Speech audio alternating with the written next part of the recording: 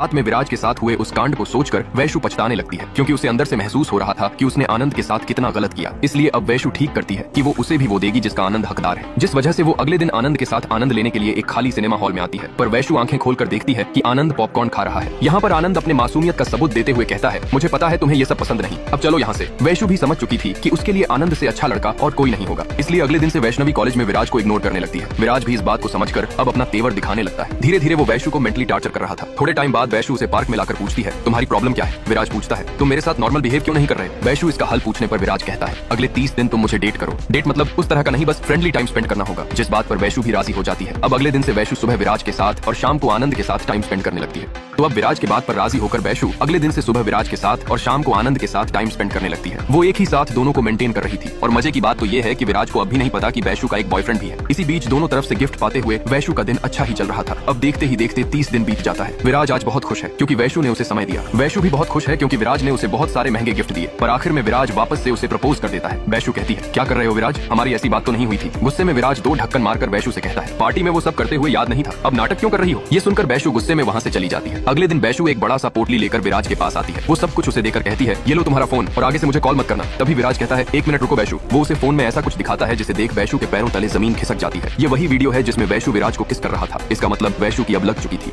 अब वही kissing video दिखाकर विराज वैशु को ब्लैकमेल करने लगता है। बेचारी गांव की लड़की वैशु अब शहर के लड़कों के जाल में फंस चुकी थी। वो अगले दिन सीता से मिलकर ये सारा कुछ उसे बताती है। सीता कहती है, देखो अगर वो इतने सब के बाद भी तुम्हारा पीछा नहीं छोड़ रहा तो इसका मतलब उसे वही चाहिए। वैशु पूछती है, क्या? अरे वो तुम्हारे साथ सोना चाहता है। ये सुनकर वैशु कहती है, क्या बोल रही है, मैं ये नहीं कर सकती। सीता कहती है, देख मुझे जो कहना था मैंने कह दिया, अब क्या करना है ये तू डिसाइड कर। अब वैशु घर में आकर बहुत सोचने के बाद आखिरकार विराज को कॉल करके कहती है, मुझे पता है तुम्हें क्या चाहिए, ठीक है मैं तुम्हारे साथ सोऊंगी, पर इसके बदले तुम्हें वो सभी फाइल्स डिलीट करनी होगी। विराज कहता है, ठीक है तो कल सुबह 6 बजे मेरे घर आ जाना। उधर बेचारे आनंद को नींद नहीं आ रही। आज उसका बर्थडे है और उसे लग रहा था कि वैशु उसे कॉल करके विश जरूर करेगी। वो कॉल तो करती है पर सुबह के 5 बजे, और तो और विश करने के लिए नहीं बल्कि विराज के घर जाने के लिए, क्योंकि उसे इस टाइम पर कोई भी कैब नहीं मिल रहा था। आनंद बाहर आकर देखता है कि वैशु ने वही साड़ी पहनी है जिसे उसने ही गिफ्ट किया था कोई स्पेशल मोमेंट में पहनने के लिए।